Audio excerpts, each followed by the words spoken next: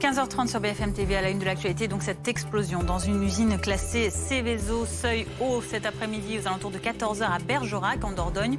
Pour l'instant, le bilan humain est en cours d'évaluation. La mairie demande toutefois aux personnes d'éviter le secteur, même si à l'heure actuelle le risque de propagation reste faible. Nous serons notamment dans un instant avec un commerçant de la zone.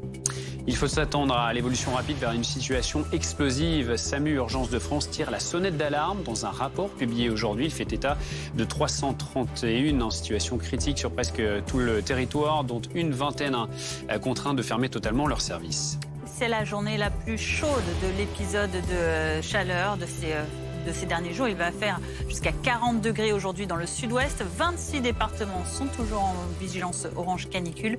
Le pays qui avait rarement connu un été aussi sec. La Haute-Corse pourrait être par exemple privée d'eau d'ici 25 jours. Nous serons avec le secrétaire général de la préfecture dans un instant.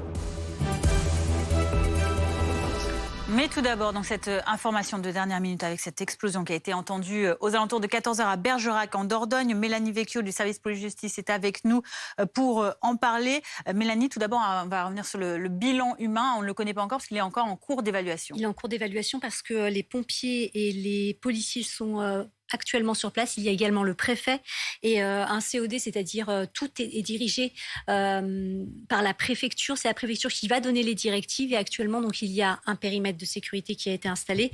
Policiers et pompiers sont sur place. On ignore le nombre de victimes. Selon le maire de la commune de Bergerac, il y aurait des victimes, mais pour l'instant, restons très prudents puisque le bilan humain est en cours d'évaluation à l'heure où on se parle. On va redonner, Mélanie, les informations dont vous disposez pour l'instant, donc sur ce qui s'est passé aux alentours de 14h dans cette usine de Bergerac. Alors, c'est une explosion qui a été entendue en début d'après-midi, vous le disiez, vers 14h.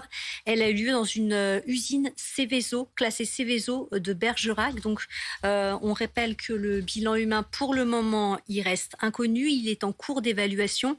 Et ce qu'il faut dire également, c'est qu'il y a un faible vent sur place, selon des sources policières. Donc, ce faible vent sur place implique que le risque de propagation de substances, s'il y en a, est pour l'instant faible. C'est une source policière qui nous confirme cette information-là. On parle de ces substances parce que c'est une usine qui fabrique de la nitrocellulose qui entre dans la composition de poudre et d'explosifs. C'est donc pour ça qu'on s'intéresse à la dangerosité potentielle de cette usine. On le rappelle, donc classée Seveso seuil haut. Ça veut dire que c'est un site hautement sensible. On va en parler. Alors pour l'instant, juste une petite précision, les sources que nous avons eues par téléphone ne nous indiquent pas qu'il s'agit d'une usine de poudre, une poudrerie. Ça peut être une ancienne poudrerie. En tout cas, le site, c'est le site de Ranco à Bergerac. Un incendie est en cours sur le site, nous l'apprenons à l'instant. Des services de secours qui sont sur place et la préfecture de Dordogne indique aux riverains d'éviter le secteur. Et ce que je disais tout à l'heure, c'est-à-dire le centre opérationnel départemental, le COD, a été activé en préfecture. Donc c'est la préfecture, le préfet qui dès à présent va diriger tout ce bilan, ces opérations qui sont actuellement sur place. Le commissariat de Bergerac précise également à l'instant que 2 hélicoptères sont sur place. Le quartier du Gilet est en train d'être évacué. Nous sommes en direct avec Adèle. Merci d'être avec nous. Vous êtes commerçant, vous êtes vendeur dans un magasin de moto juste à côté de cette usine. Que s'est-il passé? Racontez-nous ce que vous avez pu voir, entendre et ce qui se passe actuellement. Oui, mais bonjour. En fait, j'ai entendu une explosion, donc je suis sorti du magasin et j'ai vu du coup un bâtiment, j'ai vu de la fumée au-dessus de Renko. Et donc voilà, après les pompiers ont commencé à arriver, fermer les routes avec les policiers. Et voilà, de mon côté, je ne vois plus rien. À quelle distance de ce site de Renko vous êtes placé avec votre commerce? On doit être à 500 mètres. D'accord, donc vous avez vu la police fermer le périmètre. Vous avez été averti vous-même, peut-être par la municipalité, de certaines consignes? Non, du tout, on n'a pas été averti. Bon, après, là, du coup, je regarde un peu les informations et voilà, je me rends compte qu'apparemment, il y aurait un bâtiment qui brûle. Ouais, qu'est-ce que vous voyez autour de vous? Est-ce qu'il y a en ce moment pas mal d'affolement ou entre guillemets d'agitation? Non, du tout. Nous, on a juste vu les policiers et les pompiers passer devant, fermer les routes et là, on voit plus personne devant. Donc, il n'y a plus de circulation. Vous nous confirmez que l'explosion a eu lieu aux alentours de 14 heures, depuis 1h30. Est-ce que vous voyez toujours de la fumée? C'était à 13h50 à peu près. D'accord, il y a toujours de la fumée. Est-ce que vous sentez une odeur particulière? L'odeur, oui, un petit peu, et sinon, dans la fumée, je ne la vois pas. Ouais. Qu'est-ce que vous avez entendu? Racontez-nous à 14 heures, au moment de l'explosion de l'usine. J'ai entendu une explosion, un boom. Une seule détonation? Une seule détonation, oui. D'accord. Ouais. Qu'est-ce que vous pouvez nous dire sur cette usine, on le rappelle, donc, qui est extrêmement sensible, usine classée Seveso seuil haut? Oh, mais, écoutez, moi, je ne sais pas grand-chose sur cette usine. Elle est juste à côté de votre côté, magasin. On le rappelle, vous êtes vendeur dans un magasin de motos. C'est vraiment juste à côté de votre magasin? Oui, c'est ça, oui. Nous, c'est Défi Moto, donc on se situe à 500 mètres de l'explosion. Est-ce que vous avez vu peut-être des camions de pompiers ou de secours approcher du lieu, en plus de la police? Camions de secours, je n'ai pas fait attention, mais camions de pompiers, oui. De pompiers, d'accord. Est-ce qu'il y a un périmètre de sécurité? Qu'est-ce qu'on vous dit là? Est-ce qu'il faut rester dans votre magasin? Est-ce que vous avez des consignes de la part des autorités? Non, pour l'instant, je n'ai aucune consigne. Je ne sais pas du tout ce qu'on doit faire. Pour l'instant, pas de consigne. On le rappelle, Adèle, vous êtes donc commerçant, voisin de cette usine.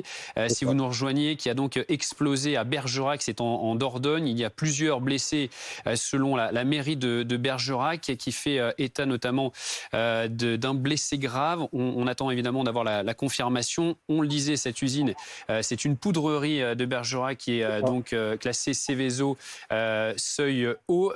Adèle, est-ce que vous êtes nombreux, vous, dans le magasin? Est-ce que vous avez d'autres informations, peut-être par vos collègues? Non, nous, on est 6, et du coup, comme je disais tout à l'heure, non, on regarde juste les informations, pardon, et voilà, on attend de voir ce qui se passe. Et vous ne constatez donc pas de scène de panique ou d'affolement de vos commerçants voisins ou dans le quartier des habitants? Tout se passe dans le calme, en tout cas, vous avez l'impression que tout est pris en charge par la police calmement. Adèle, est-ce qu'il y avait déjà eu des incendies ou ce genre de phénomène d'explosion dans cette usine par le passé? Comment? Est-ce qu'il y avait déjà eu des incidents dans cette usine par le passé, comme des incendies ou des explosions? Non, pas dans mes souvenirs. Alors, la mairie de Bergerac nous informe que 2 hélicoptères sont sur place. Est-ce que vous les voyez? Est-ce que vous les entendez? Non, là, je ne vois pas d'hélicoptère du tout. Le quartier du Gilet qui est en train d'être évacué, c'est le quartier où vous vous trouvez? Le quartier, oui. Mais vous, on ne vous a pas demandé d'être évacué? Non, pas pour le moment. Alors, on voit précisément sur cette carte, avec donc cette usine, effectivement, donc dans ce quartier du Gilet, on est à Bergerac, on le rappelle, en Dordogne. Merci beaucoup, Adèle, d'avoir été avec nous pour ces premières précisions, ces premiers témoignages. Donc, Mélanie Vecchio, on va rappeler pour les personnes qui nous rejoindraient ce qui s'est passé à 14 heures, donc dans cette usine, cette poudrerie de Bergerac. Il y a eu une explosion. Oui, une explosion qui a été entendue en début d'après-midi, donc vers 14 heures. Elle a eu lieu dans cette usine Seveso de Bergerac. C'est le site que l'on voit sur la carte à l'antenne, le site Eurenco. Pour l'instant, eh bien, le bilan humain est en cours d'évaluation. On ignore le nombre de victimes. Les policiers sont sur place. Il y a un périmètre de sécurité qui a été installé. Il y a également 2 hélicoptères qui survolent la zone. Un incendie est également en cours sur le site. Les services de secours sont sur place. La préfecture de Dordogne demande d'éviter le secteur. Le centre opérationnel départemental, le COD, a été activé en préfecture. C'est-à-dire que dès à présent, c'est la préfecture qui prend la main, qui donne les décisions, les impulsions. C'est le préfet notamment. Ce que l'on sait également sur la situation, c'est qu'il y a un faible vent sur place, nous dit une source policière, ce qui implique que le risque de propagation de substances, s'il y en a, ce risque, eh bien, il est faible. On va reprendre la conversation avec Adèle. Merci d'être restée avec nous. On le rappelle que vous êtes vendeur dans un magasin de motos situé tout près de cette usine. Alors pour les téléspectateurs qui nous rejoindraient peut-être maintenant, rappelez-nous ce que vous avez vécu il y a un peu plus d'1h30 maintenant, lorsque vous avez entendu donc une explosion, c'est ça, hein? C'est ça, oui, j'ai entendu une explosion, je suis sorti du magasin et j'ai vu du coup de la fumée au-dessus de Renko, la poudrerie de Bergerac. Et donc voilà, après... Est-ce que vous avez... Oui, pardon. Vous avez tout de suite compris que c'était une explosion, Adèle? Pratiquement, oui. Vu que c'est une poudrerie, je me doutais bien. Et du coup, voilà, j'ai vu des pompiers passer, des policiers passer, et après, ils ont fermé les routes. Alors, quand vous dites que vous avez vu de la fumée au-dessus de Orenco, c'est parce que vous voyez le bâtiment et que vous savez que ça vient de là, ou vous vous êtes dit que c'était forcément cette poudrerie qui avait explosé, ou est-ce que vous avez vraiment vu vous-même ce bâtiment émettre de la fumée? Non, mais comme je vous disais, je suis à même pas 500 mètres et Oui. Orenco, c'est un gros site, donc je me doutais bien que c'était là, quoi. D'accord. Ouais, on le rappelle, cette entreprise, donc Manuco, spécialisée dans la fabrication de nitrocellulose utilisée dans la composition des poudres et des explosifs, qui existe depuis 2013, qui a été rachetée par Orenco en 2021 et qui emploie un petit peu moins d'une centaine de personnes. Adèle, racontez-nous précisément le moment où vous avez entendu l'explosion. Mais écoutez, moi j'étais dans ma voiture, je venais d'arriver à 13h50 au travail et j'ai entendu un boom. Donc je venais juste de rentrer dans le magasin et je suis sorti du magasin. J'ai vu de la fumée au-dessus de Renko et voilà. Vous nous dites que vous constatez également la mise en place d'un périmètre de sécurité dans la zone? Oui, les routes ont été fermées par les policiers ou pompiers, je ne sais pas trop, mais j'ai vu les policiers et les pompiers aller à droite à gauche et voilà, depuis les routes sont fermées. Adèle, cette usine, elle est classée Seveso seuil haut, c'est-à-dire que c'est un site extrêmement sensible. Est-ce que vous êtes, en tant que commerce aux alentours, vous êtes prévenu ou vous êtes formé, entre guillemets, à ce genre de risque qui pourrait arriver? C'est-à-dire que est-ce que vous avez eu des exercices? Est-ce qu'on vous donne régulièrement des consignes si ce genre d'accident arrive? Mais écoutez, non, pour l'instant, non. Ça fait bientôt 3 ans que je suis ici et non, j'ai jamais eu de conseil. Jamais eu de consigne. Alors que vous êtes juste à côté, hein, vraiment, vous nous le disiez tout à l'heure, à quelques centaines de mètres. C'est ça, exactement, oui, à 500 mètres. La mairie de Bergerac demande petit à petit aux personnes d'évacuer le secteur. Vous n'êtes pas encore concerné, vous n'avez vu personne, ni de la mairie, ni de la préfecture, ni de la police venir vous voir pour vous intimer certaines consignes à respecter? Non, pas pour le moment, non. Il n'y a pas d'évacuation? Non, pas d'évacuation. D'accord. Est-ce que vous savez si, dernière question Adèle, s'il y a un gros dispositif de secours autour de vous? Ah non, là, je le vois pas.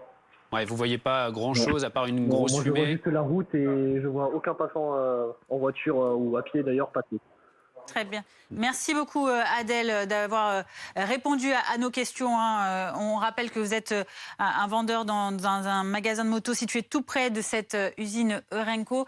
Merci de nous avoir livré vos premiers témoignages à la suite de ce que vous avez vu. Donc, il y a à peu près 1h30. Mélanie Vecchio, on revient avec vous pour refaire le point sur ce qu'il s'est passé donc sur cette usine Orenco, visiblement une poudrerie qui aurait explosé aux alentours de 14h. Oui, parce qu'une explosion a été entendue sur site en tout début d'après-midi, entre 13h50 et 14h.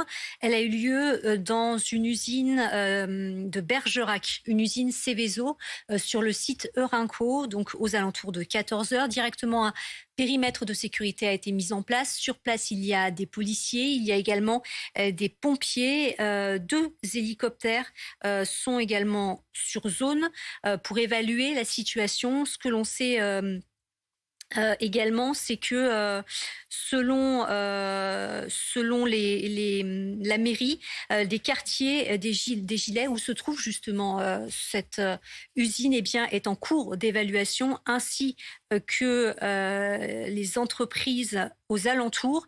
50 sapeurs-pompiers sont engagés sur place. Le maire et le préfet se sont également rendus sur place. Il y a un faible vent, ce que nous dit une source policière, un faible vent sur zone, ce qui implique que le risque de propagation de substances, s'il existe, est faible. Pour l'instant, nous n'avons pas de bilan humain. On ne sait pas combien il y a de blessés, s'il y a des personnes qui sont décédées. La mairie dit qu'il y a des blessés, mais on ne sait pas combien, ni la gravité ou pas. Exactement. La préfecture également, et les policiers et les pompiers que nous avons pu joindre, nous disent qu'ils sont en train de faire une évaluation du bilan humain à l'heure qu'il est. Donc on est en attente sur ce bilan humain qui est pour le moment incertain. Merci beaucoup Mélanie. C'est bien sûr la principale information sur laquelle nous reviendrons dans un instant. Cette usine donc classée Seveso seuil haut, site extrêmement sensible, cette poudrerie à Bergerac en Dordogne où il y a eu cette explosion avec, selon la mairie, plusieurs blessés. Nous reviendrons dans un instant bien sûr largement sur cette information. On parle aussi ce mercredi de la situation dans les services d'urgence qui est de plus en plus inquiétante. Il faut s'attendre à l'évolution rapide vers une situation situation explosive. C'est l'alerte lancée par SAMU Urgences de France dans son enquête menée dans plus de 300 établissements de 92 départements français. Principale conclusion, plus d'un quart des établissements ont déjà restreint l'accès à leurs services d'urgence et une vingtaine les ont carrément totalement fermés. Les détails du rapport avec Alexia Prunier. Les urgences sont à bout de souffle. Selon une enquête du syndicat SAMU Urgences de France, sur 331 établissements de santé, 42 ont désormais fermé leurs services d'urgence la nuit et 88, soit plus d'un quart, ont dû restreindre leur accès. En cause notamment un manque cruel de personnel. Même au sein des SAMU Centre 15, les équipes travaillent à flux tendu. 86% des SAMU estiment que l'inadéquation entre les ressources humaines disponibles et l'importante augmentation d'activité occasionnent des difficultés de fonctionnement et de sécurité dans leur exercice. Le mois dernier, on compte environ 180 000 passages de plus aux urgences qu'en juillet 2021. Pourtant, selon le syndicat, 95% des services d'urgence déplorent un manque de lits pour leurs patients. Généralement, le mois d'août est pire que le mois de juillet sur les fermetures de lits et sur la disponibilité des libéraux. Donc nous, ce qu'on demande spécifiquement, c'est d'avoir des moyens qui soient donnés au service des urgences en nombre de lits suffisant en aval des urgences. C'est-à-dire qu'il nous faut des lits pour hospitaliser nos patients qui doivent être hospitalisés et qu'ils ne se retrouvent pas dans les couloirs des urgences, ce qui est une forme de maltraitance du patient. Pour eux, il faudrait entre autres pouvoir, si nécessaire, avoir recours à la déprogrammation des opérations. En France actuellement, 20% des établissements de santé ont déclenché leur plan blanc. Nous sommes en direct avec Wilfried Samut. Bonjour, médecin et délégué de l'Association des médecins urgentistes de France. Qu'est-ce que vous pouvez nous dire, vous, sur la situation actuellement? Vous tirez, on l'imagine, la sonnette d'alarme.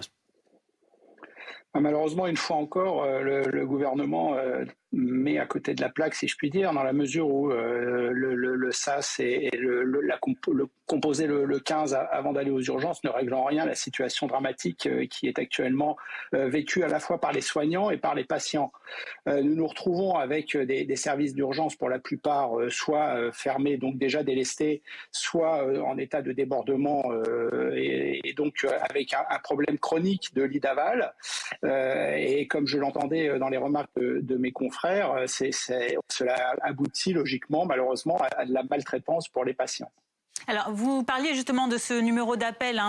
On voit beaucoup de messages de publicité du gouvernement pour inviter les Français à appeler le 15 avant de se rendre aux urgences.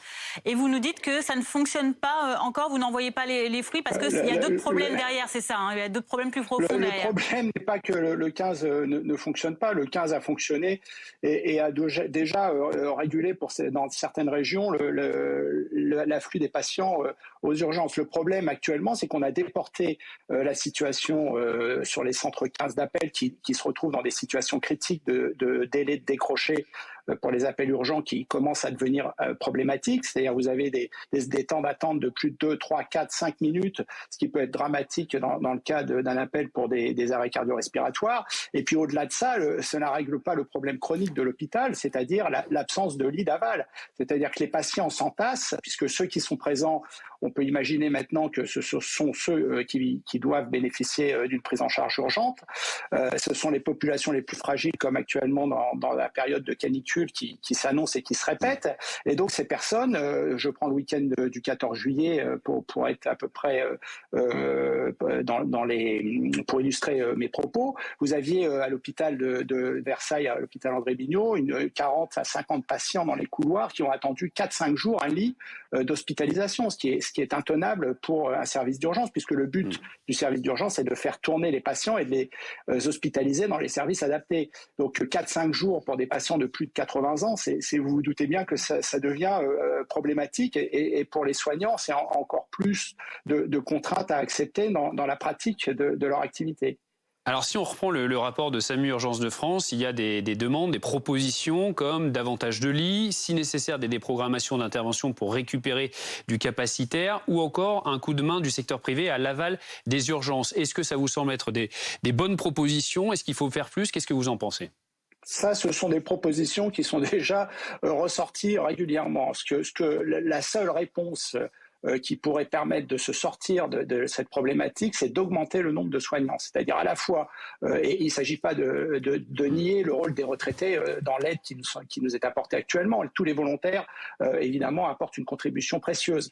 Mais nous n'en sommes pas là. C'est-à-dire que tant que nous n'aurons pas réglé le nombre de soignants en adéquation avec le nombre de patients, c'est-à-dire augmenter l'offre de soins, nous ne réglerons pas le problème de lits d'hospitalisation et nous nous retrouverons dans des situations où les soignants n'auront comme solution que de partir, c'est-à-dire d'abandonner une profession qui représente un coût d'ailleurs, parce que quand vous quittez après 10 ans de formation pour les médecins et après 4-5 ans de formation pour les infirmières, cette profession, c'est même pour l'État, si vous voulez, c'est quand même incroyable d'accepter ce type de situation. C'est former des gens pour accepter qu'ils quittent leur métier avec le coût que ça leur représente pour la société. Donc c'est une aberration qu'il faut absolument contrer et il est temps enfin de prendre les mesures qui s'imposent, c'est-à-dire d'augmenter le nombre de bras à l'hôpital et pas artificiellement et pas de manière temporaire, de manière pérenne. C'est ce que pointe le rapport également. 90% des établissements qui ont été sondés déclarent manquer de personnel, à la fois médical et non médical. Vous aussi, vous constatez cela. Et si on vous comprend bien, dans l'ordre des priorités, parce qu'il y en a tellement, ce serait d'abord le recrutement et ensuite aussi les nombres de lits à augmenter. Oui, bien sûr, parce que l'un est indissociable de l'autre. C'est-à-dire que quand on parle de recrutement, ça veut dire aussi augmenter les capacités de formation. Les universités sont dans un état de disette aussi budgétaire depuis des années. Donc forcément, les doyens n'ont pas les moyens d'accueillir plus d'étudiants. Donc il est temps de savoir. Alors après, tout dépend des choix de société. Peut-être que la société de demain, c'est une société où les gens se présenteront dans les centres privés avec une carte qui va bien ou l'assurance qui va bien. Et donc dans ce cas-là, ça réglera le problème. Mais je doute que la majorité des Français puissent bénéficier de ce régime de faveur. Donc il ne s'agit pas d'être populiste. Il s'agit de préserver un système qui, pour le moment, s'appliquait au plus grand nombre. Je vous rappelle que la sécurité sociale après-guerre était un joyau précieux qui a permis au plus grand nombre de bénéficier de soins de pointe. Et là, nous sommes en train de détricoter complètement ce système égalitaire avec des rustines qui sont improvisées. Tout ce que la mission Flash et autres inventions du docteur Braun a réussi à apporter, ce sont des recettes qui ont déjà été essayées, éculées et ont montré leurs limites. Donc il faut effectivement essayer de prendre les vrais problèmes dans l'ordre, la formation,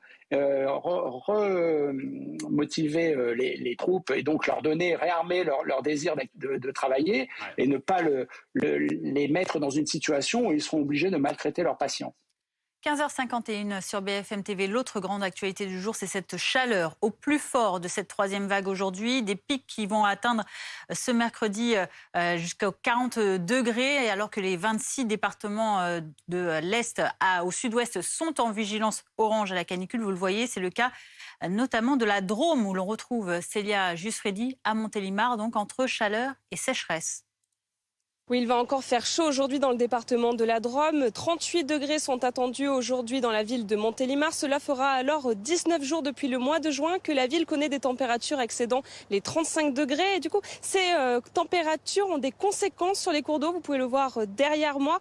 La rivière de la Drôme est quasiment à sec. Il y a très peu de profondeur, 20 cm environ là où nous nous trouvons. Et encore, ce n'est pas l'endroit où il y a le moins d'eau dans la rivière. En effet, à l'embouchure avec le Rhône, sur plus de 2 km, la rivière est totalement à sec. Un épisode donc extraordinaire d'après les experts des cours d'eau. Alors la préfète a pris des dispositions pour essayer de limiter les dégâts. Des restrictions sont donc mises en place. Les particuliers ne peuvent plus arroser leurs jardins, leurs potagers. Les municipalités ne peuvent plus non plus arroser les espaces verts ou bien les terrains de sport. Mais bonne nouvelle, des précipitations sont attendues la semaine prochaine, ce qui pourrait faire du bien au département. La sécheresse, elle continue donc de sévir dans tous les départements de l'Hexagone, y compris en région parisienne. Pour y faire face, dans les Yvelines, la préfecture a mis en place des mesures de restriction d'utilisation d'eau. Interdiction en zone de crise de l'arrosage, des massifs, des espaces verts. interdiction de l'irrigation, sauf dans certaines zones, par exemple du côté de la nappe de Beauce, où il y a une gestion quantitative durable de ces quotas d'eau de manière pluriannuelle. Mais dans le reste des zones concernées, eh bien, interdiction de l'irrigation. Également, nous avons des mesures de restriction qui concernent les golfs, je vous le disais tout à l'heure, donc avec une forte réduction des quotas, des quantités d'eau qui sont autorisées pour l'arrosage des golfs.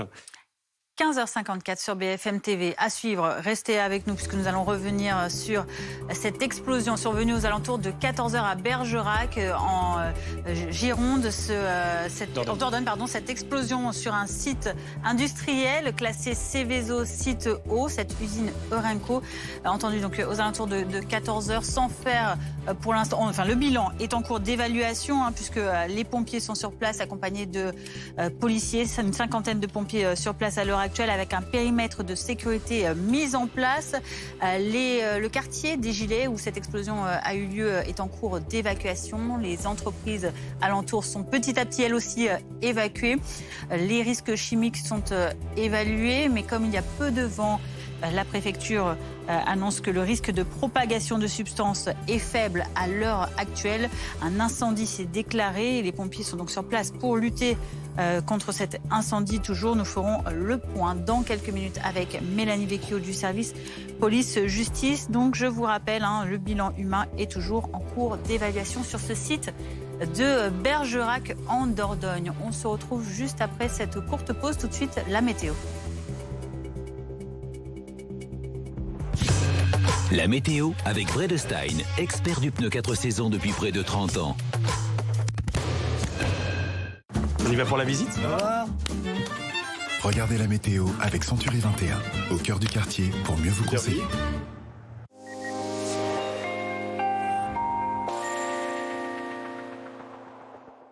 Le pic de chaleur au niveau national, c'est donc pour aujourd'hui. Nous avons cette masse d'air chaud, très chaud, qui remonte donc du sud et même du Maghreb et qui s'installe sur l'ensemble du pays. À la fois, on l'a vu sur le sud-est, maintenant sur le sud-ouest et qui va remonter ensuite vers le nord-est. Côté ciel, eh bien, on a déjà cette vigilance sur l'ensemble du pays au sud de la Loire et sur la façade est. 26 départements en vigilance orange, 46 en vigilance jaune et puis donc ce ciel dégagé sur l'ensemble du pays.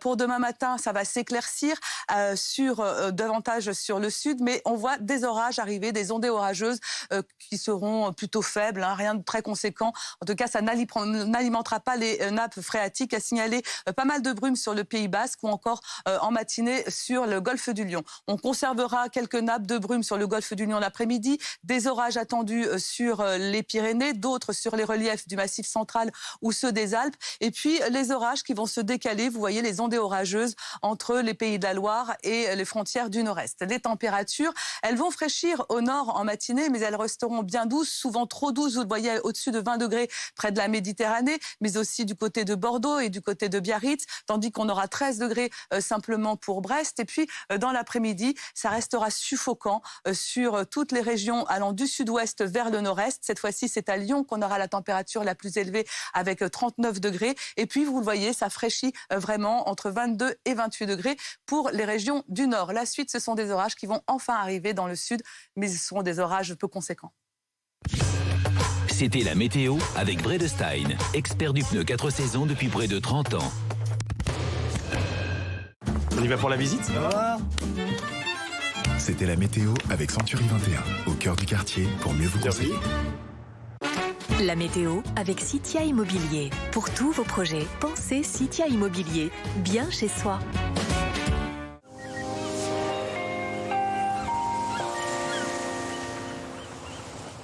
Un ciel d'éclaircies en bord de Manche et en mer du Nord, 21 à 22 degrés sur le rivage, mais un ressenti à 26-29 et une eau bien fraîche à Perros-Guirec ou encore au Mont-Saint-Michel avec 17 degrés.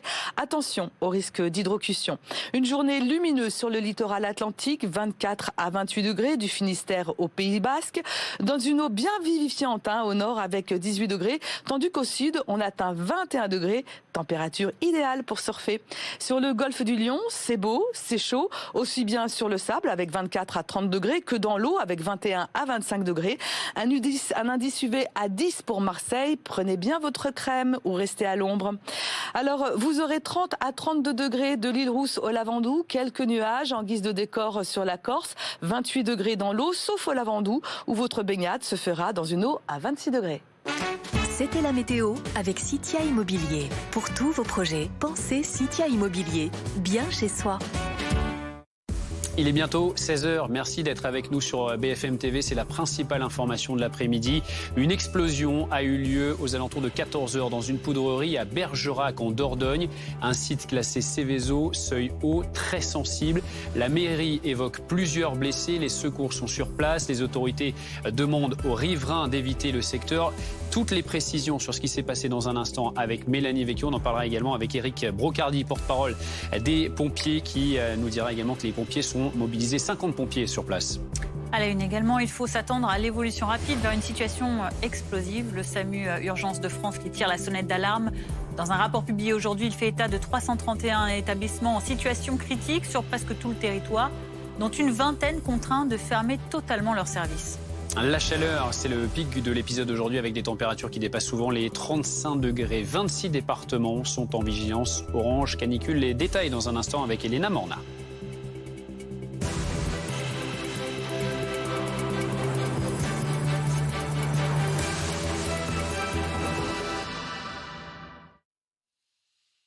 Une explosion a donc été entendue en début d'après-midi vers 14h à Bergerac, en Dordogne. Elle a eu lieu dans une poudrerie, une usine classée Céveso seuil haut, un site très sensible car il y a des poudres et des explosifs. Mélanie Vecchio, que s'est-il passé ? Alors, on sait que vers 14h, donc vous le disiez, une explosion a été entendue dans le quartier de l'Alba.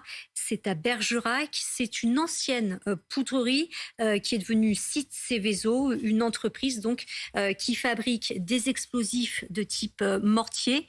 On ne sait pas, et des bocaux, me dit-on, pour l'armement. Hein. On ne sait pas à l'heure actuelle à quoi est due cette explosion, mais selon les premiers éléments, eh bien, il ne s'agit pas d'un élément extérieur à l'usine. Donc cette explosion a eu lieu à l'intérieur de l'usine.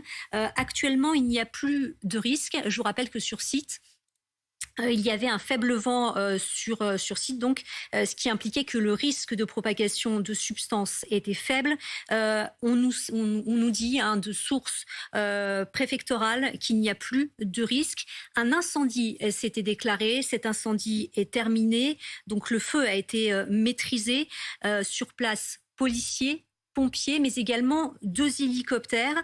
Le site, il faut le dire, était quasiment à l'arrêt technique quand cette explosion a eu lieu.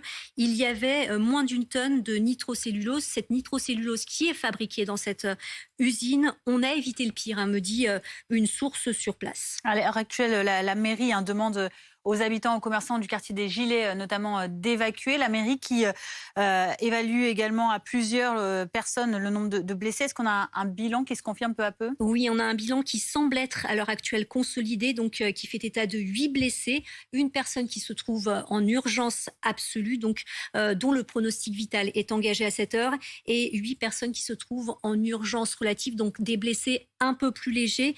Tous sont des employés de l'usine. Vous restez avec nous, Mélanie. Un témoignage à présent, celui d'Élodie. Bonjour, merci d'être avec nous.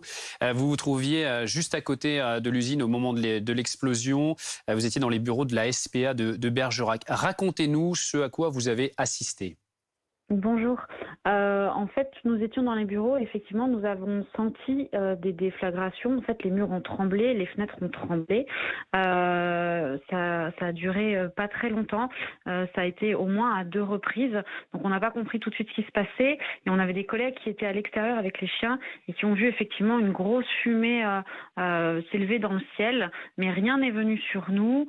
C'était surtout un bruit assez impressionnant avec les murs qui ont tremblé. Mais nous allons très bien. Vous nous avez parlé, vous avez dit que c'est arrivé à 2 reprises. Vous avez entendu 2 déflagrations ? On a entendu en fait 2 gros booms. Effectivement, les murs ont tremblé 2 fois. Donc au minimum, c'est vrai qu'on s'est posé la question ce que c'était. Ça a été assez rapide et ça a été coup sur coup en fait. Une explosion et un incendie, un feu dans la foulée ? Alors, nous, on ne voit pas de là où on est. On a vu que la fumée s'élever. On n'a pas pu voir effectivement l'explosion ou l'incendie, juste les fumées. Par contre, ça s'est ressenti dans le bâtiment au niveau des vibrations. Ce que je vous dis, tout a tremblé, les murs, les fenêtres et les portes. Est-ce que vous êtes concerné par la demande de la mairie, des autorités, d'évacuer dans les quartiers alentours de cette usine ? Pour le moment, pas du tout. Personne nous a demandé l'évacuation. Les fumées n'arrivent pas jusqu'à nous. Les animaux se portent bien, et nous également. Ça a été juste un gros bruit, donc tout le monde s'est mis à aboyer. Mais maintenant, le calme est revenu et il n'y a pas de souci. Oui, parce qu'il faut préciser évidemment que c'est un site extrêmement sensible où l'on trouve donc des matières explosives. Vous disiez que vous y étiez donc dans un centre de la SPA avec des animaux juste à côté. Est-ce que vous pouvez nous en dire plus sur la configuration des lieux ? Élodie ? Alors, on a perdu la liaison avec Élodie qu'on retrouvera dans quelques instants. Éric Brocardi est avec nous, porte-parole de la Fédération nationale des sapeurs-pompiers de France. Concernant, bonjour, merci d'être avec nous Éric Brocardi. Les moyens engagés, je crois qu'il y a 50 pompiers qui sont engagés sur place. Que font-ils précisément ? Dans la situation présente, et c'est vrai qu'en réaction immédiate, déjà près de 60 sapeurs-pompiers ont été engagés sur ce type de site qui est extrêmement particulier. Donc vous l'avez dit, c'est un site Seveso.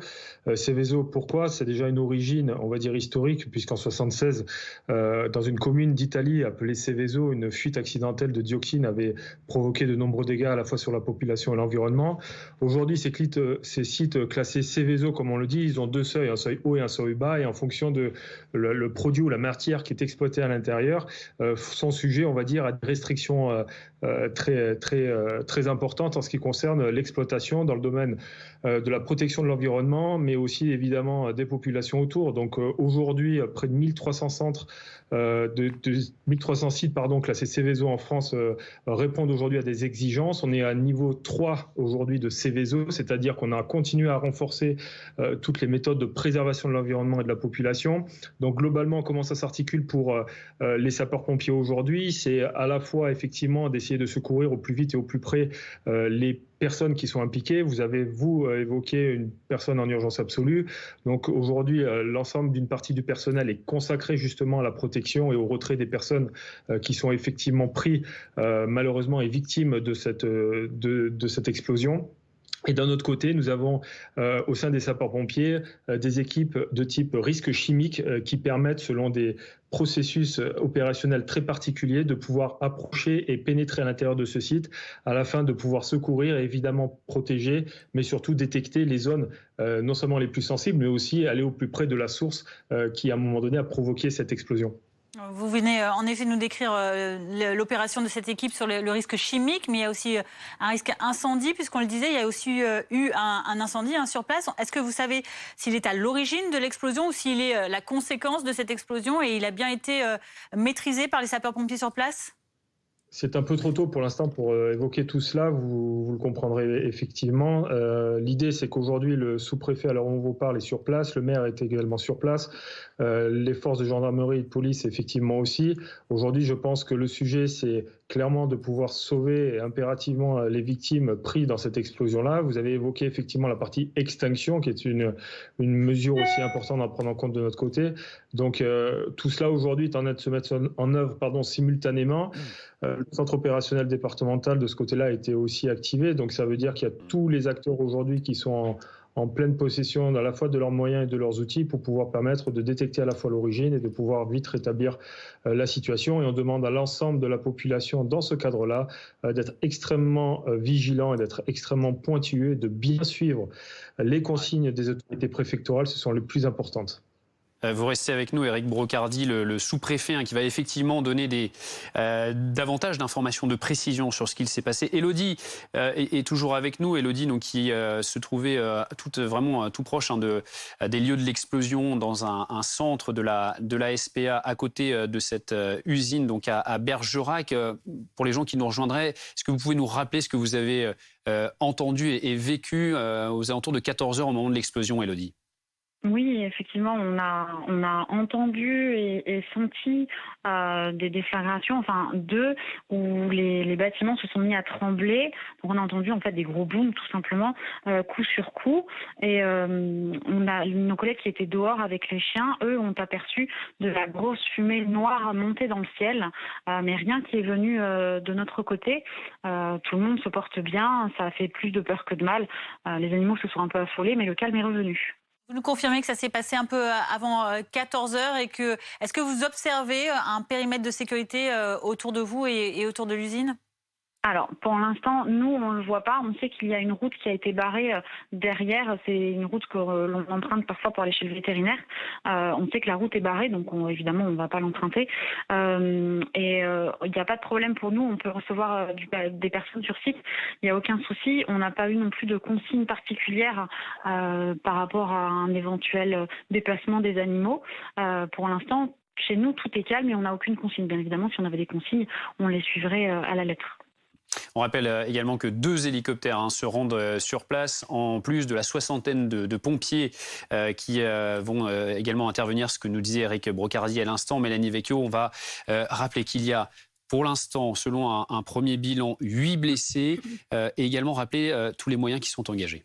Oui, alors parmi les 8 blessés, qui sont tous des employés de l'usine Eurenco, on dénombre une personne qui se trouve en urgence absolue, c'est-à-dire que son pronostic vital est engagé, et 7 personnes en urgence relative, donc leur pronostic vital n'est pas engagé. Le plan blanc a été déclenché pour faciliter la prise en charge des victimes. Et puis vous parliez, Benjamin, des moyens. Il y a sur place 61 sapeurs-pompiers avec 32 engins, 20 policiers et 2 hélicoptères du SAMU donc qui survolent la zone. L'ensemble du personnel du site a pu être évacué et il faut dire que à ce stade, à l'heure où l'on se parle, eh bien, l'incident n'a pas d'impact à l'extérieur du site, donc aucun risque de propagation de fumée, de substances donc à l'extérieur du site. Vous nous rappelez, Mélanie Vecchio, peut-être pour nos téléspectateurs qui nous rejoindraient, les circonstances de cette explosion survenue donc peu avant 14h sur ce site industriel. Oui, peu avant 14h, une explosion qui a été entendue à Bergerac, dans le quartier de l'Alba, devenu en fait et plus communément appelé par les habitants le quartier de la poudrerie.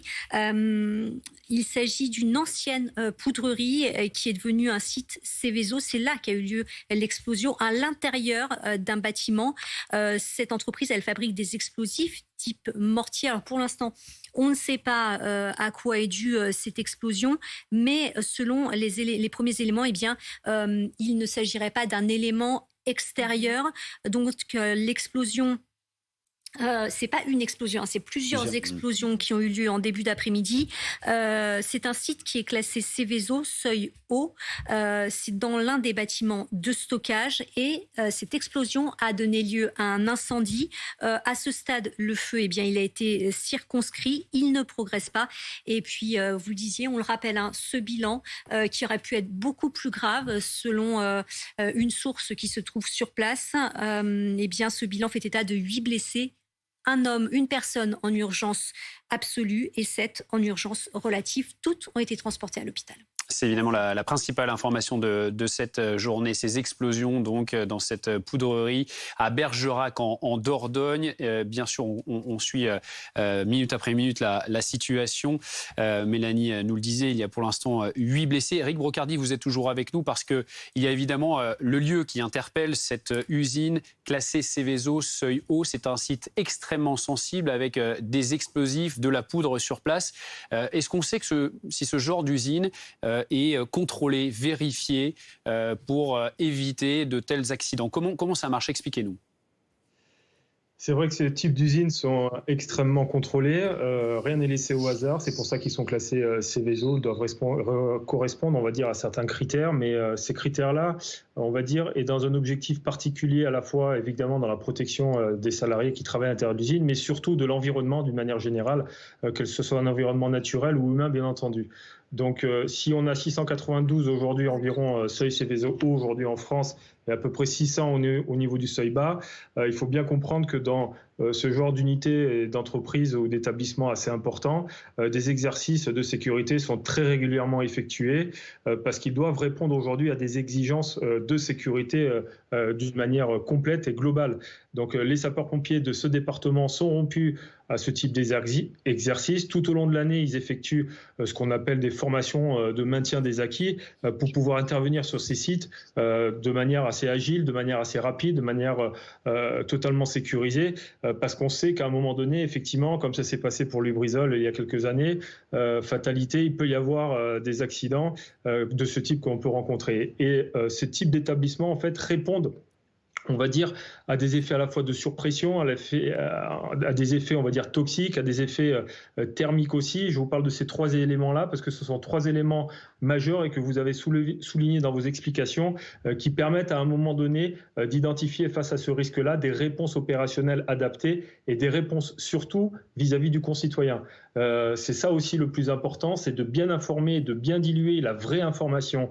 Et c'est ça le plus important, c'est aujourd'hui la seule et unique voix qui doit être portée et écoutée, c'est celle du préfet, et c'est extrêmement important, c'est lui qui va diriger, orienter toutes les meilleures consignes pour les concitoyens. C'est pour ça qu'il est impératif pour l'ensemble des personnes qui vivent autour de l'usine de bien écouter toutes les consignes qui sont dédiées justement à la sécurité et à la protection de tous. Et vous faites bien de le rappeler, Éric Brocardi. Merci pour cette précision. Vous restez évidemment avec nous pour continuer de parler de cette actualité. Nous allons nous sommes en ligne avec Stéphane, qui est propriétaire d'une chambre d'hôte située à 800 mètres de cette usine qui a explosé. Stéphane, racontez-nous ce que vous avez vécu. Alors vous avez ressenti aussi ces explosions un peu avant 14 h. Oui, tout à fait. Nous avons entendu vers 13h50 à peu près 3 explosions et nous avons ressenti vibrations dans la maison. Vous avez donc vous êtes, on le disait, à 800 mètres. Qu'est-ce qui se passe actuellement autour de vous, Stéphane? Est-ce que vous voyez toujours des fumées? Racontez-nous. Non, depuis chez nous, on ne voit pas de fumée actuellement. La seule chose, on n'a pas de vue directe sur l'usine, mais la seule chose qu'on voit, c'est les hélicoptères de secours qui sont arrivés dans la demi-heure qui a suivi l'explosion. Est-ce que vous faites partie des populations qui ont été invitées par, on l'entendait tout à l'heure, notre invité pompier, par la préfecture à évacuer les lieux pour une raison quelconque? Non, on n'a pas du tout été prévenu, on n'a pas eu d'appel ou quoi que ce soit de ce type. Stéphane, est-ce qu'au moment des explosions, vous vous êtes douté rapidement que ça pouvait venir de cette usine? On le rappelle, une usine extrêmement sensible avec des explosifs. Non, le premier réflexe, c'était des avions qui avaient passé le mur du son, puisque de temps en temps, on est au-dessus d'un couloir aérien et ça arrive. Ça a fait à peu près le même bruit et la même détonation, les mêmes vibrations. Donc on n'a pas ressenti de peur immédiate et on ne s'est pas de suite posé cette question-là. Mon épouse, dans les 10 minutes qui ont suivi, m'a toutefois dit je crois que ça vient de la poudrerie, mais c'est tout. Est-ce que vous qui êtes installé tout près de cette usine, vous avez de manière habituelle des consignes à respecter en cas d'événements de ce type? Est-ce que on vous demande d'être prêt à l'éventualité d'accidents industriels dans ce secteur? Non, ça fait 5 ans que nous sommes propriétaires à cet endroit-là et nous n'avons jamais été ni informés ni que ce soit des mesures à prendre dans ces cas-là. On sait que l'usine est classée Seveso et qu'elle produit des matériaux dangereux. On a des amis de la famille qui travaillent sur place, mais on n'a jamais eu d'informations des moyens à mettre en place en cas d'incident. Vous disiez que vous aviez des amis de la famille qui travaillent dans l'usine. Est-ce que vous avez de leurs nouvelles? Est-ce qu'ils travaillaient aujourd'hui? Non, par chance, ils sont en congé ou en repos. Par chance pour eux, on sait qu'il y a des personnes, des victimes, mais non, pas directement, heureusement. Merci beaucoup Stéphane de nous avoir apporter ce témoignage, cet autre témoignage, donc à la suite, on le rappelle, de cette explosion survenue à Bergerac, en Dordogne, sur un site industriel, le site d'une ancienne poudrerie, Eurenco, et qui a fait pour l'heure 8 blessés, dont une personne grièvement blessée, avec un périmètre de sécurité qui a été mis en place autour de ce site. Les policiers sont sur place, accompagnés d'une 60aine de pompiers. Le préfet, c'est la personne qu'il faudra absolument écouter, nous a rappelé Éric Brocardi, notre invité porte-parole de la Fédération nationale des sapeurs-pompiers.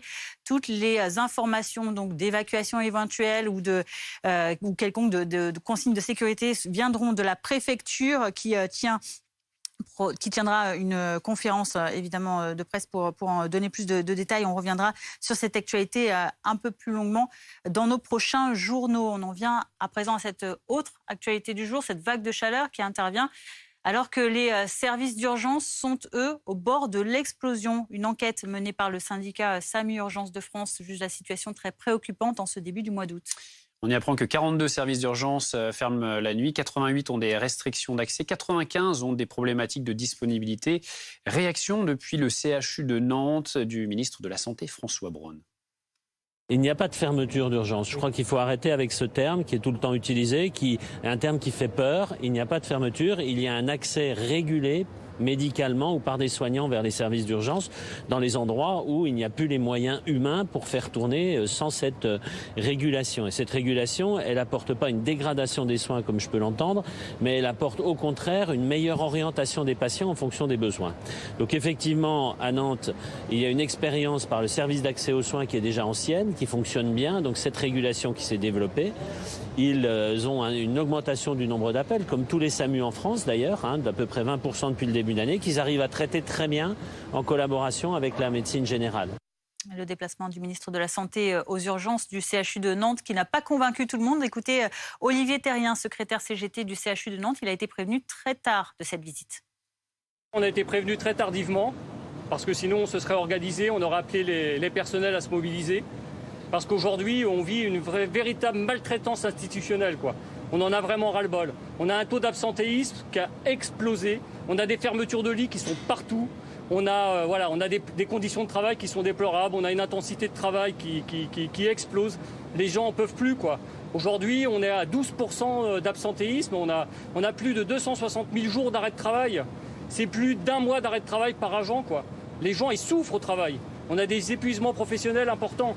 On n'en peut plus, quoi. On a des cadences de travail, c'est absolument plus du tout tolérable. C'est plus possible. Mais à un moment donné, il va falloir nous expliquer pourquoi est-ce qu'on a des fermetures de lits un peu partout. Parce qu'aujourd'hui, qu'est-ce qu'on fait aux urgences ? On trie les patients. Les patients sont obligés d'appeler le 15. Alors ça, c'est extrêmement dangereux, puisqu'à un moment donné, le patient il doit s'auto-diagnostiquer pour savoir si, oui, il doit y aller, pas y aller, il appelle. Ça, on va passer à côté de drames, quoi. Donc ça, on n'a pas besoin de tri aujourd'hui. On doit avoir accès à l'hôpital public. C'est la journée la plus chaude de cet épisode aujourd'hui. On fait un point complet avec Elena Morna, notre spécialiste météo. Nous sommes en train de vivre la journée la plus chaude à l'échelle nationale avec de nombreuses vigilances, essentiellement sur le sud de la Loire et sur le nord-est. Pensez à vous hydrater. Alors le ciel est effectivement très clair, aucun nuage en vue, si ce n'est ces quelques nuages qui remontent d'Espagne et qu'on va retrouver cet après-midi sur les Pyrénées en remontant vers le Poitou-Charentes. D'autres nuages qui circulent en marge d'une perturbation britannique sur le Finistère. Sinon, c'est du grand beau et à signaler quand même ce vent marin qui va ventiler un peu les régions du Languedoc-Roussillon ainsi que celle de la basse vallée du Rhône. Ça fera pas de mal, d'autant que les températures, vous le voyez, elles sont donc caniculaires. Cette vigilance donc maintenue par Météo France. Rien en dessous de 30-32 degrés sur la plupart du pays, si ce n'est vers Brest ou encore Cherbourg avec 24 et 27 degrés. Alors la suite, c'est toujours une météo clémente sur le sud, à savoir du soleil, mais ces températures qui resteront élevées. Enfin, quelques averses orageuses, pas grand-chose au niveau de la pluviométrie, mais qui vont venir fraîchir l'atmosphère sur les régions du nord-ouest. Et puis donc des températures qui resteront encore très élevées demain dans la vallée du Rhône. D'ailleurs, la chaleur va se décaler du sud-ouest vers le nord-est dans les prochains jours jours. On voit cette journée de vendredi où les orages, eux, auront circulé vers le nord-est. D'autres éclateront ici ou là, essentiellement sur les reliefs des Pyrénées, du Massif central ou encore des Préalpes. Sinon, ce sera souvent un ciel lumineux. Alors la suite, c'est toujours du beau temps sur la plupart de vos régions et des températures qui vont commencer à fraîchir à partir de vendredi, samedi et dimanche. Mais ce ne sera qu'un répit puisque nous attendons de nouveau, voilà, donc ces orages pour dimanche et nous attendons de nouveau des températures en hausse à partir du milieu de semaine prochaine. 16h23, restez avec nous à suivre sur BFM TV. Plus de détails sur cette explosion survenue aux alentours de 14h dans une poudrerie de Bergerac en Dordogne, un site classé Céveso seuil haut, donc très sensible. 8 personnes ont été blessées, des employés de cette usine, dont un qui se trouve actuellement en urgence absolue. Policiers et une soixantaine de pompiers sont sur place. 2 hélicoptères sont également déployés après la survenue d'un incendie tout à l'heure. Le vent est faible à l'heure actuelle, donc les autorités assurent que le risque de propagation de substances éventuelles est faible lui aussi. Les personnes qui travaillaient sur site ont été évacuées. On vous donne plus de détails dans notre journal à 16h30. À tout de suite.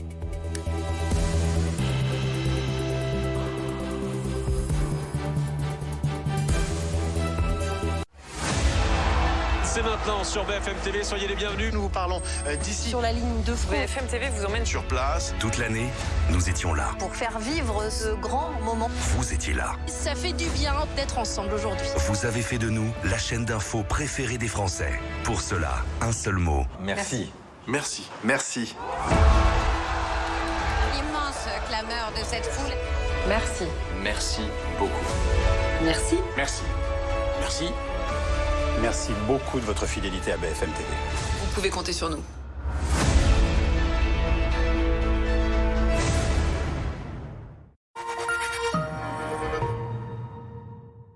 Rentrée Discount, c'est plus de 10 000 produits, avec toutes les marques, pour toutes les classes, jusqu'à moins 40%. Alors pour vos fournitures scolaires, c'est...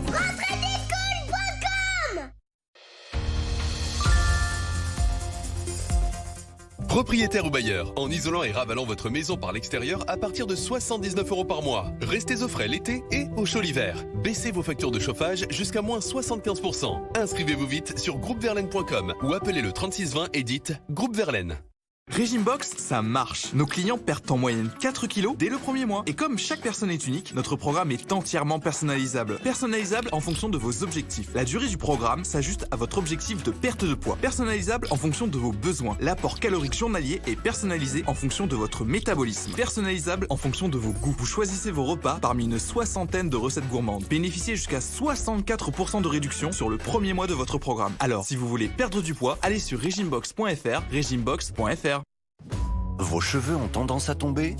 Découvrez le shampoing anti-chute Luxéol. Enrichi en extrait de kératine, il diminue la chute de cheveux de 42%. Une formule cliniquement prouvée. Le shampoing anti-chute, disponible en pharmacie et sur luxéol.com. À découvrir parmi la gamme shampoing Luxéol.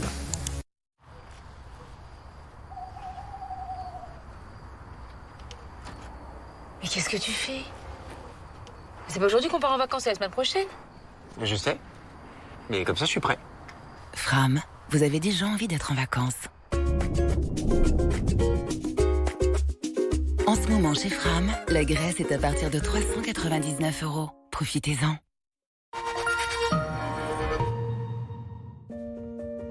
Moi, c'est Roméo. Avant Feliway Optimum, je griffais souvent ici. Maintenant, c'est fini. J'avais l'habitude de faire pipi sur ce mur. Plus maintenant. Feliway Optimum, pour une sérénité renforcée de toute la famille.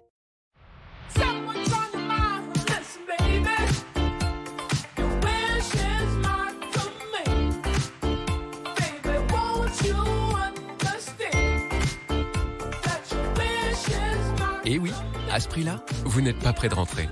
Promo Vacances. Petit prix, grandes vacances. À saisir chez Promo Vacances, la Tunisie est à partir de 399 €, tout compris. Quand vous commandez comme j'aime, vous recevez d'abord ce gros colis. Dedans, vos repas pour un mois et à l'intérieur, 4 valisettes, une par semaine et dans chaque valisette, tous vos repas pour une semaine. Par exemple, lundi, le matin, muesli au chocolat, au déjeuner, blanquette de volaille, au goûter, un cookie, et le soir, lasagne végétarienne. Vous allez vous régaler et perdre du poids. Alors venez vite faire votre devis en ligne. C'est gratuit, simple et sans engagement. Rendez-vous sur commej'aime.fr. Commej'aime.fr. La météo avec Bredestein, expert du pneu 4 saisons depuis près de 30 ans. On y va pour la visite ? Regardez la météo avec Century 21, au cœur du quartier pour mieux vous conseiller.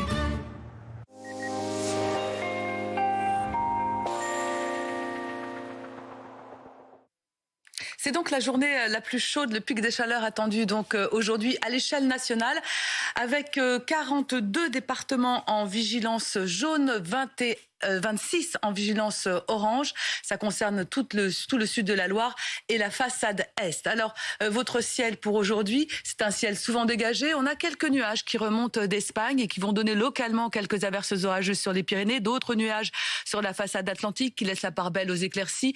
Et enfin, sur le Finistère, mais là aussi, c'est du beau temps. Des averses attendues en soirée, essentiellement sur les reliefs. Les températures qui font mal, suffocantes, les voilà avec 39 degrés au meilleur de l'après-midi sur Bordeaux ou encore sur Toulouse. On aura localement bien sûr des pointes à 40 degrés. Pareil sur la vallée du Rhône avec souvent des valeurs entre 38 et 40 degrés. Il faudra aller à Brest pour trouver un petit coin de fraîcheur avec 24 degrés. 32 quand même aussi pour Lille. Alors demain, ce sera une journée plus chaotique. C'est vrai, sur le nord-ouest, voici quelques ondées orageuses qui s'invitent dans votre ciel. D'autres ondées en soirée seulement sur les Pyrénées ainsi que sur les Alpes du Sud. Des températures qui resteront très élevées cette fois, qui basculent vers l'est avec 39 degrés par exemple à Lyon. 38 degrés, ce sera pour Strasbourg. Il va falloir attendre vendredi pour avoir quelques averses trop peu sur le sud. C'était la météo avec Bredestein, expert du pneu 4 saisons depuis près de 30 ans. On y va pour la visite ? C'était la météo avec Century 21, au cœur du quartier pour mieux vous conseiller. À la une à 16h30 dans le non-stop, ces explosions entendues aujourd'hui à Bergerac en Dordogne dans une usine classée Seveso seuil haut, une poudrerie. C'était aux alentours de 14h. Bilan humain à l'heure actuelle, 8 blessés dont une personne placée en urgence absolue. La police est sur place avec une soixantaine de pompiers. 2 hélicoptères, vous les voyez, sont déployés pour le moment. Le risque de propagation de substances éventuelles est faible car le vent souffle peu. On entendra dans quelques instants le sous-préfet de Bergerac et le maire de Bergerac pour faire un point de situation. Nous serons également avec Mélanie Vecchio et certains témoins de la scène dans ce journal.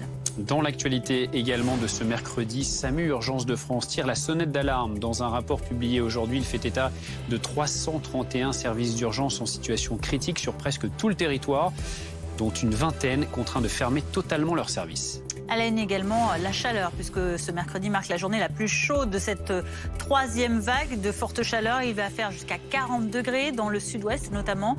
26 départements sont toujours en vigilance orange canicule. Le pays avait rarement connu un été aussi sec également. La Haute-Corse pourrait être, par exemple, privée d'eau d'ici 25 jours. Nous vous donnerons tous les détails dans ce journal. Mais tout d'abord, ces hélicoptères qui survolent, vous allez le voir, au-dessus de la poudrerie Eurenco de Bergerac en Dordogne. Ces hélicoptères qui survolent ce site où des explosions ont été entendues peu avant 14h aujourd'hui. Dans ce site classé Seveso seuil haut, donc très sensible. Le sous-préfet de Bergerac ainsi que le maire nous donnent plus de détails sur ce qu'il s'est passé. Une explosion sur le site de Renco Manuco, qui est une usine Seveso seuil haut qui fabrique des explosifs. Ce sont de relatives qui ont tous été évacués, soit par hélicoptère, soit par transport terrestre, sur l'hôpital de Bergerac où le plan blanc a été déclenché, ou même sur le CHU pour le plus grave de Bordeaux. On a entendu parler de 40 blessés, c'est faux ça? Non. Aujourd'hui, je pense qu'actuellement, on a un bilan relativement bien sécurisé de 1 blessé grave et 7 autres blessés, sachant que maintenant, le feu, lui, est maîtrisé. Et donc, il n'y a plus de risque de propagation.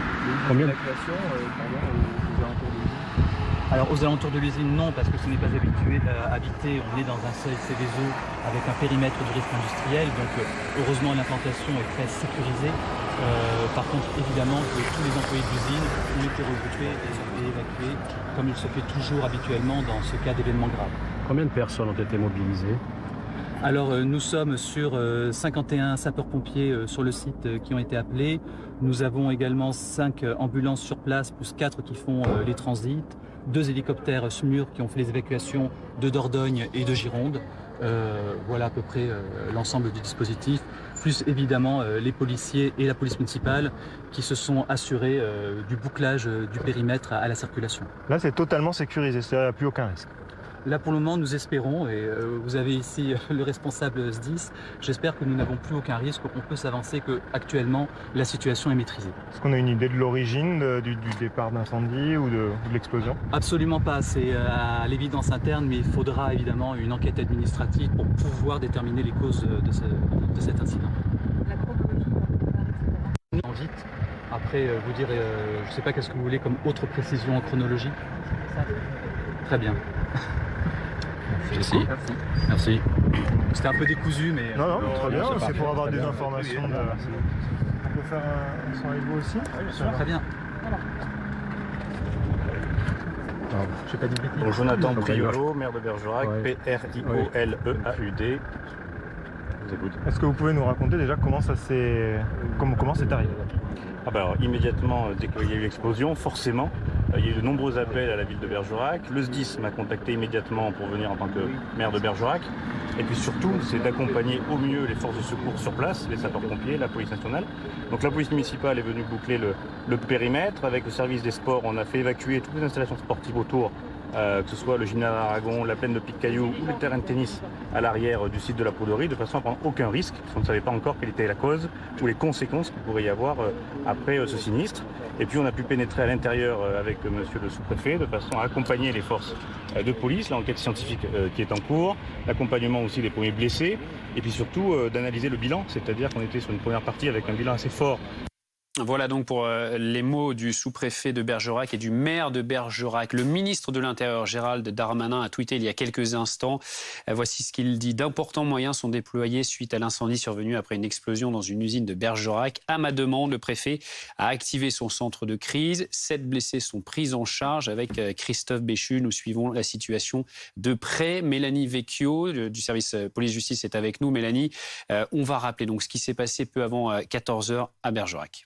Oui, alors ce sont plusieurs explosions qui ont eu lieu un petit peu avant 14h, aux alentours de 13h50, sur le site de la poudrerie de Rinco à Bergerac, dans le quartier de l'Alba, aussi appelé le quartier de la poudrerie. Ce site, il est classé Céveso seuil haut. Il fabrique des explosifs. Alors, cette explosion, elle a eu lieu, ces explosions ont eu lieu dans un des bâtiments de stockage.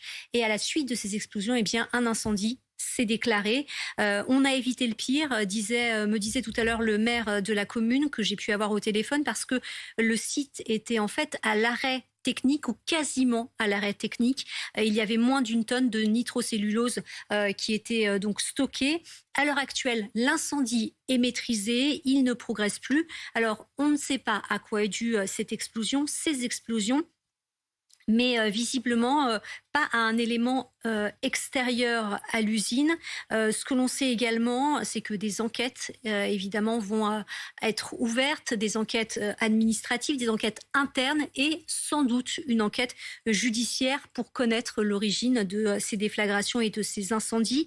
Un petit mot quand même sur le dispositif qui a été déployé sur place. Donc tout de suite après ces explosions, il y a eu un périmètre de sécurité qui a été mis en place avec 2 hélicoptères du SAMU qui survolent la zone, 61 pompiers, 32 engins leur appartenant et puis une vingtaine de policiers qui sont toujours actuellement sur place. Il faut dire que le personnel, l'ensemble du personnel, des employés qui se trouvent à l'intérieur de cette usine a été évacué. Et puis la préfecture indique qu'à ce stade, l'incident n'a pas d'impact à l'extérieur du site, tout simplement parce que l'explosion ça n'a pas été d'importante déflagration. Et puis il faut ajouter à cela a les conditions météo, un vent faible qui implique que justement ces substances ne se sont pas propagées. Il y avait un risque moindre de propagation. Et peut-être un mot sur le bilan humain. Exactement, c'est ce que j'allais vous demander pour être tout à fait complet. Voilà. On fait état de 8 blessés. Donc la préfecture de police, de la Dordogne fait état de 8 blessés. Une personne qui se trouve en urgence absolue et 7 blessés moins graves en urgence relative. Le plan blanc a été activé et ces blessés ont été redirigés vers les CHU aux alentours. Merci beaucoup Mélanie. Un témoignage à présent, celui de Stéphane, qui est propriétaire d'une chambre d'hôte à 800 mètres de cette usine. Il raconte ce qu'il a entendu peu avant 14 heures. Depuis chez nous, on ne voit pas de fumée actuellement. La seule chose, on n'a pas de vue directe sur l'usine, mais la seule chose qu'on voit, c'est les hélicoptères de secours qui sont arrivés dans la demi-heure qui a suivi l'explosion. On n'a pas du tout été prévenus, on n'a pas eu d'appel ou quoi que ce soit de ce type. Le premier réflexe, c'était de se dire que c'était des avions qui avaient passé le mur du son, puisque de temps en temps, on est au-dessus d'un couloir aérien et ça arrive. Ça a fait à peu près le même bruit et la même détonation, les mêmes vibrations. Donc on n'a pas ressenti de peur immédiate et on ne s'est pas de suite poser cette question-là. Mélanie Vecchio, on l'a vu tout à l'heure, le sous-préfet, le maire de Bergerac sont présents. Il y a également forcément un dispositif de sécurité sur le secteur avec la police et les pompiers notamment. Oui, tout à fait. Ce dispositif, eh bien, c'est le préfet ou le sous-préfet, puisqu'on l'a vu parler tout à l'heure, qui l'a établi. Donc, il y a 2 hélicoptères que l'on voit survoler la zone, 2 hélicoptères qui appartiennent au SAMU. Une 60aine de pompiers, 61 pour être précis, avec 32 engins leur appartenant. Et puis, sur place également, des policiers, ces policiers dont certains peuvent appartenir à la police scientifique, qui vont récolter les indices notamment pour savoir quelle pouvait être l'origine de ces déflagrations, de ces explosions qui ont eu lieu donc tout à l'heure aux alentours de 13h50 dans le quartier de la Poudrerie, le quartier de l'Alba à Bergerac. Et tous les employés qui ont bien pu être évacués de ce site. Oui, tous les employés qui se trouvent à l'intérieur de l'usine ont été évacués. Les blessés, eux, ont été redirigés vers les hôpitaux aux alentours. En revanche, il n'y a pas eu d'évacuation d'autres entreprises qui se trouvaient dans ce quartier ou encore d'autres des maisons, des riverains qui pouvaient se trouver là. C'est vraiment les employés qui ont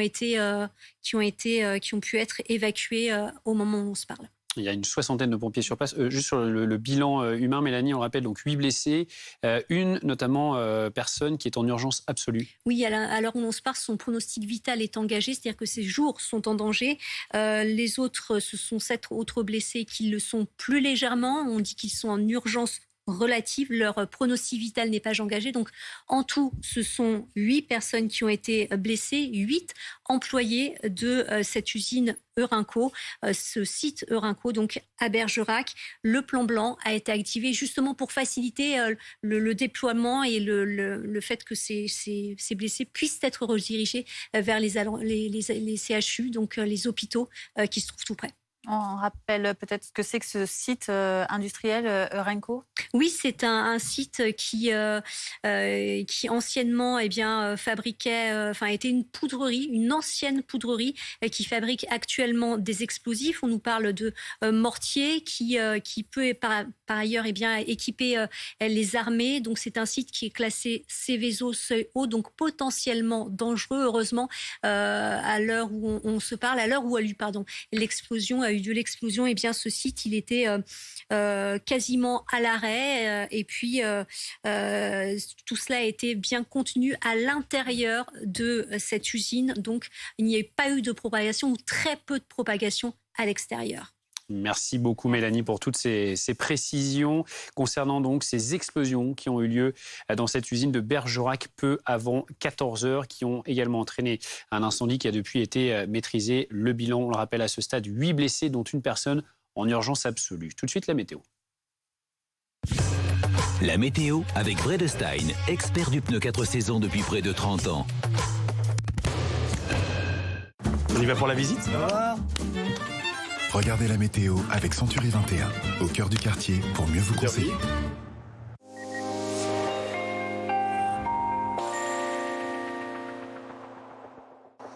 de chaleur au niveau national, c'est donc pour aujourd'hui. Nous avons cette masse d'air chaud, très chaud, qui remonte donc du sud et même du Maghreb et qui s'installe sur l'ensemble du pays. À la fois, on l'a vu sur le sud-est, maintenant sur le sud-ouest et qui va remonter ensuite vers le nord-est. Côté ciel, eh bien, on a déjà cette vigilance sur l'ensemble du pays, au sud de la Loire et sur la façade est. 26 départements en vigilance orange, 46 en vigilance jaune.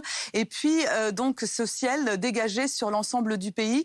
Pour demain matin, ça va s'éclaircir davantage sur le sud, mais on voit des orages arriver, des ondées orageuses qui seront plutôt faibles, hein, rien de très conséquent. En tout cas, ça n'alimentera pas les nappes phréatiques. À signaler pas mal de brume sur le Pays Basque ou encore en matinée sur le golfe du Lion. On conservera quelques nappes de brume sur le golfe du Lion l'après-midi, des orages attendus sur les Pyrénées, d'autres sur les reliefs du Massif central ou ceux des Alpes. Et puis les orages qui vont se décaler, vous voyez les ondées orageuses entre les Pays de la Loire et les frontières du nord-est. Les températures, elles vont fraîchir au nord en matinée, mais elles resteront bien douces, souvent trop douces. Vous le voyez au-dessus de 20 degrés près de la Méditerranée, mais aussi du côté de Bordeaux et du côté de Biarritz, tandis qu'on aura 13 degrés simplement pour Brest. Et puis dans l'après-midi, ça restera suffocant sur toutes les régions allant du sud-ouest vers le nord-est. Cette fois-ci, c'est à Lyon qu'on aura la température la plus élevée avec 39 degrés. Et puis, vous le voyez, ça fraîchit vraiment entre 22 et 28 degrés pour les régions du nord. La suite, ce sont des orages qui vont enfin arriver dans le sud, mais ce seront des orages peu conséquents. C'était la météo avec Bredestein, expert du pneu 4 saisons depuis près de 30 ans. On y va pour la visite ? C'était la météo avec Century 21, au cœur du quartier, pour mieux vous conseiller. 16h44, merci de nous avoir suivis cet après-midi dans le non-stop avec cette information principale que l'on vous rappelle, ces explosions dans une poudrerie à Bergerac en Dordogne, un site classé Céveso seuil haut, 8 blessés dont une personne en urgence absolue, une soixantaine de pompiers, des policiers, le sous-préfet ainsi que le maire sont sur place. Évidemment, Alain Marchal reviendra sur cette actualité dans quelques minutes dans BFM Story. On écoute tout d'abord la description d'Élodie qui était dans le secteur lorsque les explosions sont survenues. Nous étions dans les bureaux, effectivement, nous avons senti des déflagrations. En fait, les murs ont tremblé, les fenêtres ont tremblé. Ça a duré pas très longtemps. Ça a été au moins à 2 reprises. Donc, on n'a pas compris tout de suite ce qui se passait. Et on avait des collègues qui étaient à l'extérieur avec les chiens et qui ont vu effectivement une grosse fumée s'élever dans le ciel. Mais rien n'est venu sur nous. C'était surtout un bruit assez impressionnant avec les murs qui ont tremblé. Mais nous allons très bien. On a entendu en fait 2 gros booms. Effectivement, les murs ont tremblé 2 fois. Donc au minimum, c'est vrai qu'on s'est posé la question ce que c'était. Ça a été assez rapide et ça a été coup sur coup en fait. Nous, on ne voit pas de là où on est. On a vu que la fumée s'élever. On n'a pas pu voir effectivement l'explosion ou l'incendie, juste les fumées. Par contre, ça s'est ressenti dans le bâtiment au niveau des vibrations. Ce que je vous dis, tout a tremblé, les murs, les fenêtres et les portes. Personne nous a demandé l'évacuation. Les fumées n'arrivent pas jusqu'à nous. Les animaux se portent bien, et nous également. Ça a été juste un gros bruit, donc tout le monde s'est mis à aboyer. Mais maintenant, le calme est revenu et il n'y a pas de souci.